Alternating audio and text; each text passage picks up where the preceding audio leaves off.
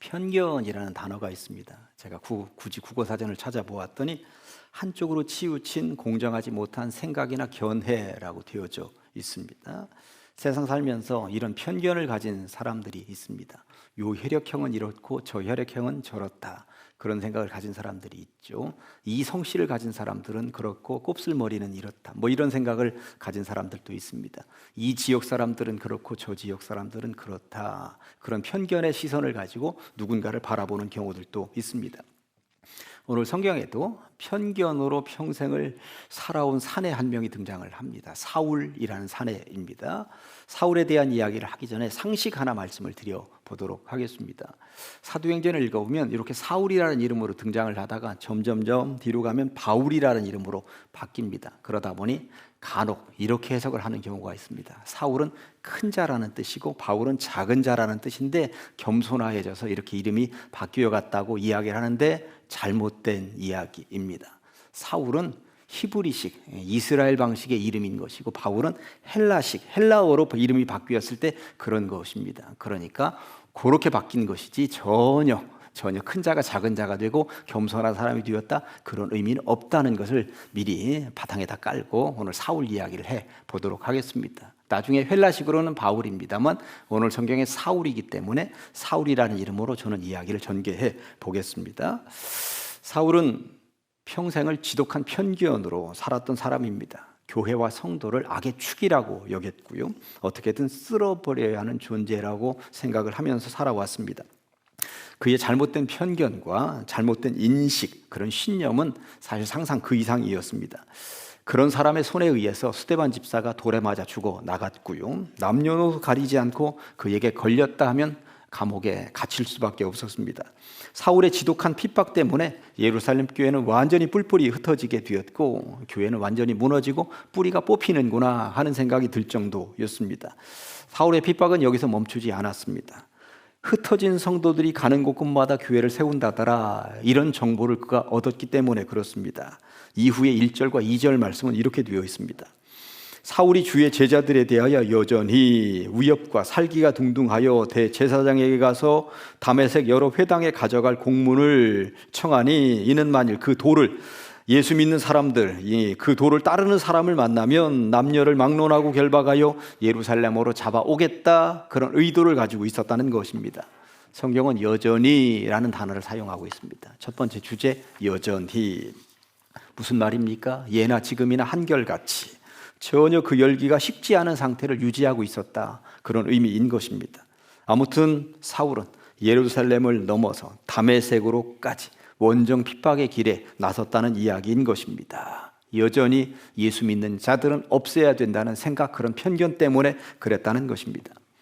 사울이 현재 머물고 있었던 예루살렘으로부터 다메섹까지는 240km 정도 됩니다. 어느 정도나 될까요? 대전에서 부산까지가 260km이니까 그 정도 되는 거리를 내달렸다는 것입니다. 오늘날 같으면 차로 서너 시간이면 충분히 가겠습니다만 그 당시에는 걸어서 갔을 것입니다. 4, 5일 정도는 걸리지 않았겠는가 학자들은 이야기를 합니다. 사울은 그렇게 먼 길을 그여이 갔다는 것입니다. 왜? 핍박, 잘못된 편견과 잘못된 신념을 가지고 어떻게든 무너뜨려야 된다라는 생각을 가지고 갔다는 것입니다. 사실 사울은 정통적인 유대인들 가운데 알짜 유대인이었습니다. 신약 성경 곳곳마다의 사울이 자기를 소개하는 내용을 보면 히브리인 중에 히브리인이었다고, 나는 베냐민 지파였다고 소개를 하는데 8일 만에 할례를 받았다고, 나는 정말 정통 유대인이라고 고백을 남기고 있습니다. 더군다나 대단한 유대인 출신 가문이었다는 것인데 사내들인 회원이었다고 거기 말하고 있습니다. 이 말은 우리말로 하면 20대의 국회의원이 되었다는 이야기인 것입니다. 더군다나 가말리엘 문화생이었다고 말을 하고 있는데 이 말은 우리나라로 얘기하면 서울대 출신이었다는 말이고 미국으로 말하면 하버드대 출신이었다고 말을 하고 있는 것입니다. 부족함이 없는 집안에서 자랐고 엘리트 중에 엘리트로 성장했다는 이야기인 것이죠. 흠잡을 데가 없었다는 말이고, 그리고 나 잘났다, 어디다 내놓아도 누구 하나 딴지를 걸 수 없는 사람이 사울이었다는 이야기인 것입니다. 이런 사람이 예수 믿는 사람을 핍박하는데 예루살렘을 완전히 무너뜨릴 기세였고 원정 핍박에까지 나섰다라고 하는 것은 욱하는 성질에서 그냥 잠깐 하고 마는 것이 아니거라, 맹목적으로 그냥 하는 것도 아니라 나름대로의 이유, 나름대로의 생각, 나름대로의 철학이 있었다는 것입니다. 유대교만이 진리다. 그런데 최근에 예수교가 일어서면서 유대교가 위태롭게 되고 있구나, 이것을 막도록 한 것이 하나님이 나에게 주신 사명이다, 이런 생각을 가지게 되었다는 것이죠. 아무튼 확신으로 가득 차 있는 사람이었습니다. 아무튼 사울의 기독교 핍박은 나는 무조건 옳다라고 하는 확신 신념에서부터 나온 행동이었다는 것입니다. 세상을 살다 보면 이런 잘못된 편견에 사로잡혀 있는 사람들을 간혹 만날 수가 있습니다. 내가 교회 안 나가는 이유가 뭔지 알아? 나에게도 나름대로 그 이유가 있지 하면서 그들이 하는 이야기를 들어보았더니 목사 때문에, 헌금 때문에, 기독교의 타락 때문에 아직은 믿어지지 않아서 꼭 교회에 나가야만 하느냐고 나는 나를 믿지, 이런 이야기들을 하는 사람들이 있습니다. 잘못된 편견, 그릇된 신념 때문에 그렇습니다. 성경은 말씀합니다. 사울이라고 하는 이 정통 유대인이 여전히 잘못된 편견과 그릇된 신념으로 무장을 하고 있었다고, 그런 마음을 가지고 다메섹으로 향하고 있었다고. 우리들 주변에도 예수님과 교회를 거부하는 이들이 있습니다. 사울처럼 오히려 대놓고 핍박을 하는 이들이 있습니다. 여전히의 사람들이라 할 수 있을 것입니다. 근데 오늘 본문에서 중요한 것은 그렇게 잘못된 편견과 그릇된 신념으로 꿈쩍도 하지 않을 것 같았던 사울이 회심을 했다는 사실입니다. 어떻게 된 일일까요? 3절 말씀이 사울이 길을 가다가 다메섹에 가까이 이르더니 호련히 하늘로부터 빛이 그를 눌러 비추었다고 말씀하고 있습니다. 여전히 기세 등등한 사울에게 하늘로부터 빛이 호련히 임했다고 말씀하고 있는데, 그래서 두 번째 주제를 호련이라고 정해 봅니다. 제가 볼 때 회심은 둘로 나뉘는 것 같아요. 하나는 점진적 회심입니다. 모태신앙이었거나 어릴 때부터 기독교를 받아들였죠. 교회를 떠난 적이 한 번도 없었습니다. 그러면서 점점 더 예수 믿는 사람이 되어가는 사람들, 점진적 신앙입니다. 이에 반하여 급진적 신앙을 가진 사람들이 있습니다. 어느 날 갑자기 벼락처럼 주님을 만나게 되는 경우가 있다라는 것입니다. 갈릴리 바다에서 물고기를 잡다가 주님을 만난 베드로 같은 경우도 어느 날 갑자기 들이닥친 급진적 신앙이었습니다. 세관에 앉아있다가 예수님을 만났던 세리마태도 어느 날 갑자기 예수님을 만난 급진적 만남이었습니다. 오늘 본문의 사울도 마찬가지입니다. 그냥 평범하게 살고 있다가 주님을 호련히 임하는 주님을 급진적으로 만나게 되었다라고 하는 것입니다. 이 자리에 계신 분들도 마찬가지입니다. 예수 믿지 않고 있다가 어느 날 갑자기 급진적으로 호련히 임하는 주님을 통해서 예수 믿게 되었고 교회에 나오게 된 사람들이 분명히 있죠. 그런데 또 따지고 보면 이 신앙이라고 하는 것은 점진적 신앙과 급진적 신앙이 교차되는 것은 아니겠는가 하는 생각이 듭니다. 어릴 때 모태신앙을 통해서 예수를 받아들였고 어린 시절부터 교회를 다닌 사람들도 점진적으로 자라다가 어느 순간에 내가 예수를 제대로 만나야 되는 급진적인 회심이 좀 있어야 되는 것 아닙니까? 부모가 다 가자 하니까 따라오고 부모 따라서 그냥 다니기만 하고 제대로 된 회심을 하지 못하면 그의 신앙을 어떻게 진짜 신앙이라고 할 수 있겠습니까? 그런데 또 급진적으로 주님을 만나서 돌아섰다 하더라도 이들도 점진적으로 점점 자라가지 않으면 무슨 의미가 있겠습니까? 가룟 유다 같은 경우는 어느 순간 예수 만났고 예수님의 제자가 되었고 거기서 재정도 담당하게 되었고, 그런데 그는 점진적으로 자라가지 못했습니다. 중간에 무너지고 말았다고 하는 것이죠. 그러다 보니 점진적 신앙이든 급진적 신앙이든 이게 다 교차하면서 만나면서 점점 자라가야 되는 것이구나 하는 것을 알게 됩니다.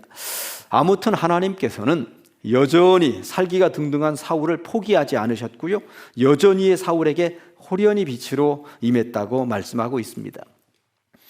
오늘 이 자리에 오신 분들 가운데 여전히 안 믿어지는 분들이 계실란지도 모르겠습니다. 부인에 손잡혀서 끌려왔거나 그리고 부모님 손에 의해서 끌려온 자녀들이 있을 수도 있습니다. 여전히의 신앙을 아직도 소유하면서 그래도 여기까지 오신 것은 참 잘 하셨습니다. 그런데 중요한 것은 여전히 아직 안 믿어지는 그러한 분들에게 주님의 사랑스러운 손길이, 주님의 은혜가 호련히 임할 수 있기를, 그래서 체험하고 돌아갈 수 있기를 주님의 이름으로 간절히 축원합니다. 여전히로만 살면 무슨 의미가 있겠습니까? 여전히의 인생들에게 호련히 임하는 주님의 음성, 은혜가 임할 때 새로운 인생이 시작된다라고 하는 것을, 인생의 후반기가 시작된다라고 하는 것을 누구나 다 체험할 수 있는 것 아니겠습니까? 그렇게 호련히 임한 하나님의 빛을 보면서 사울은 털푸덕 주저앉고 말았습니다. 4절 보았더니 땅에 엎드러져 들음에 소리가 있어 이르시되 사울아 사울아 네가 어찌하여 나를 박해하느냐 하시거늘, 하늘로부터 비친 그 빛으로 인해 사울은 땅에 엎드러질 수밖에 없었다는 것이고요, 엎드러진 그 상태로 주님의 음성을 듣게 되었다고 말씀하고 있습니다. 세 번째 주제를 들음에라고 해보았습니다. 이제까지 사울의 인생은 안 되는 것이 없는 인생이었습니다. 거듭 말씀드립니다만 기가 막힌 가문에서 태어났고요, 당대 최고의 엘리트 교육을 받았습니다. 늘 기고만장했고 어느 누구와 토론해도 한 번도 밀린 적이 없는 사람이었습니다. 그러다 보니 단 한 번도 누구 앞에 무릎을 꿇는다? 그로서는 이건 자존심 상하는 일이었고 한 번도 그리 해본 적이 없었습니다. 너무나도 똑똑했기 때문에, 너무나도 잘났기 때문에, 너무나도 완벽한 인생이었기 때문에 그랬던 것입니다. 그런 그가 오늘 새로 태어납니다. 납작 엎드리면서 새로 태어나는 것이죠. 자기도 모르게 주님 앞에 납작 엎드려야 되겠구나, 이런 생각이 들었던 것입니다. 주님과의 진정한 만남은 엎드리는 순간부터 시작되는 줄로 믿습니다. 주님 앞에 제대로 엎드리지 않고 어떻게 새로 태어날 수가 있겠습니까? 누가복음 5장을 보면 밤새 그물을 내렸지만 단 한 마리의 물고기도 잡지 못한 사내가 등장을 합니다. 베드로입니다. 그때 예수님 등장하셨고 깊은 데로 가서 그물을 내려보아라 하는 말씀에 순종해서 그리 그물을 내렸습니다. 그랬더니 그물이 찢어질 정도로 물고기를 많이 잡았다고 말씀하고 있습니다. 그 이후의 장면을 보면 누가복음 5장 8절에 시몬 베드로가 이를 보고 예수의 무릎 아래 엎드려 주여 나를 떠나소서 나는 죄인이로소이다 하니, 주님 앞에 서면, 주님을 제대로 만나기만 하면 사람은 누구나 다 내가 죄인이라는 사실을 깨닫게 된다는 것입니다. 내가 이렇게 죄로 살았구나, 그 죄가 죄인 줄도 모르고 살았구나. 그리고 주님 앞에 나를 투영하게 되는 것입니다.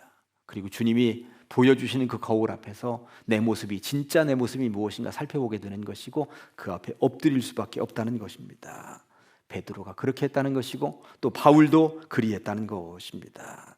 베드로가 엎드렸을 때 주님께서 뭐라고 말씀을 해주셨는지 아십니까? 이제 후로는 네가 사람을 취하리라, 이제 후로는 네가 사람을 취하리라, 사람 낚는 어부가 되게 하리라 말씀해 주셨는데, 오늘 사울에게도 마찬가지입니다. 납작 엎드린 사울에게 주님께서 말씀을 주시는데, 좀 전에 보셨습니다만 4절에 사울아 사울아 네가 어찌하여 나를 박해하느냐. 근데 이 말씀은 좀 쉽지 않습니다. 사울아 사울아 네가 어찌하여 나를 박해하느냐. 사실 나를 박해하느냐, 예수님께서, 사실 사울은 평생 예수님을 만난 적이 없습니다. 한 번도 본 적이 없습니다. 얼굴을 봐야 박해를 하더라도 하죠. 그런데 사울은 교회를 핍박했고 예수 믿는 사람들을 핍박했을 뿐인데 예수님께서는 왜 나를 핍박하느냐 이렇게 말씀하고 계시다라고 하는 이 사실은 예수님께서 우리 같은 성도들을 당신과 동일시하고 계시다는 사실입니다. 우리가 아플 때 주님이 함께 아파하시는 것이고, 우리가 힘들 때 주님이 함께 힘들어하는 것이고, 우리가 고통 가운데 있을 때 주님이 함께 고통을 겪고 계시다라고 하는 사실이죠. 이런 찬양이 있습니다. 왜 나만 겪는 고난이냐고 불평하지 마세요. 고난의 뒤편에 있는 주님이 주실 축복 미리 보면서 감사하세요. 너무 견디기 힘든 지금 이 순간에도 주님이 일하고 계시잖아요. 힘을 내세요, 힘을 내세요. 주님이 손잡고 계시잖아요. 주님이 나와 함께함을 믿는다면 어떤 역경도 이길 수 있잖아요. 이날 찬양을 놓고 볼 때 결국 나 혼자 겪는 고난이냐고 이리저리 묻기도 하고 의심을 하기도 하고 힘들어하기도 했지만 결국 혼자가 아니더라는 것입니다. 나의 고통에 주님께서 함께 오셔서 함께 고통을 겪고 계시다는 사실을 믿을 수만 있다면, 인정할 수만 있다면, 그 사실을 깨달은 사울이 주님 앞에 납작 엎드립니다. 그럴 때 주님께서 친히 오셔서 사울아 사울아 불러주고 계셨던 것입니다. 그 이름을 불러주시는 그 의미. 너무나도 유명한 시입니다만 김춘수의 꽃이라는 시가 있습니다. 앞부분은 이렇게 시작을 합니다. 내가 그의 이름을 불러주기 전에는 그는 다만 하나의 몸짓에 지나지 않았다. 내가 그의 이름을 불러주었을 때 그는 나에게로 와서 꽃이 되었다고 노래합니다. 하나님께서 불러주시기 전만 해도 사울은 그냥 하나의 몸뚱아리에 불과했습니다. 나무 토막 같은 존재에 불과했던 것입니다. 그러나 주님께서 사울의 이름을 불러주시는 그 순간부터 사울은 특별한 존재로 바뀌었다는 사실입니다. 사울을 부르시는 그 음성을 통해서 우리는 두 가지 교훈을 얻을 수가 있습니다. 하나는 어떤 지독한 사람도 구원에서 배제될 수 없다는 사실입니다. 무지막지한 박해자 사울을 생각해 보면 어느 누구나 와도 좋소 주님이 말씀하고 계신 것이죠. 살인자였습니다. 박해자였습니다. 그런데 그를 불러내신다라고 하는 것, 그런 사람은 다르죠. 내 머릿속에는 배제시키고 싶은 사람이 있습니다. 사람의 머릿속에는 저희가 다니는 교회라면 나는 안 다니고 싶다, 저 사람이 가는 천국이라면 나는 안 가고 싶다, 그렇게 배제시키고 싶은 사람이 사람의 머릿속에는 있을 수 있겠습니다만 주님의 머릿속에는 그렇게 배제시킬 사람이 하나도 없다는 사실입니다. 사울을 불러내시는 주님의 음성을 통해서 얻을 수 있는 두 번째 교훈은 이런 주님의 부름과 요청에 어느 누구도 그 손길을 거부할 수 있는 사람은 없다는 사실입니다. 어느 누가 주님의 그 부름에 거부를 할 수 있겠습니까? 이것을 신학적인 용어로는 불가항력적인 은총이라고 말을 합니다. 불가항력적인 은총. 사울이 다메섹으로 갈 때만 해도 자기가 예수 앞에 거꾸러질 것이라는 사실을 0.00001%라도 생각이나 했을까요? 다메섹으로 가면서 내가 핍박한다, 무너뜨린다, 잡아가둔다, 다 없애고 죽여버리겠다 할 때만 해도 휘파람을 불면서 다메섹으로 가고 있었을 것입니다. 그러나 그는 불가항력적인 주님의 은총 앞에, 그 부르심과 말씀 앞에 거꾸러지고 말았던 것입니다. 그리고 그는 새 사람이 되었다는 것입니다. 사울이 다메섹 도상에서 예수님의 말씀을 들었을 때 그가 받은 충격이라고 하는 것은, 그 편견이 깨지는 그 충격이라고 하는 것은 상상 그 이상이었죠. 구절을 보면 그의 충격 정도가 나오는데 사흘 동안 보지 못하고 먹지도 마시지도 아니했다는 것입니다. 하늘로부터 호련히 비추는 그 빛을 보았으니 볼 수 없게 된 것이야, 강한 빛 때문에 그렇게 되었겠구나 생각이 들지만 먹지도 마시지도 못한 것이 아니라 먹지도 마시지도 아니했다는 것입니다. 스스로 거부했다는 것입니다. 어떻게 먹겠습니까? 자발적으로 먹을 수도 없었고 마실 수도 없었다는 것입니다. 왜 그랬을까요? 그동안 자기가 살아온 삶이라고 하는 것, 도대체 내가 뭘 한 거지? 내가 도대체 뭘 한 거야? 이제까지 살아오면서 가지고 있었던 신념이 뿌리채 흔들리는 순간이었기 때문에 그렇습니다. 이 손으로 스데반을 죽이고 이 손으로 수없이 많은 사람들을 잡아가두고 교회를 무너뜨리는 일에 최고 1등으로 앞장섰으니 도대체 내가 무슨 짓을 한 게야? 그러니 그 충격으로 그는 한 숟가락도 입으로 들어갈 수가 없었겠구나. 밤에 잠을 이룰 수가 없었겠구나. 후회하며 회개하며 꺼이꺼이 통곡할 수밖에 없었겠구나 하는 것입니다.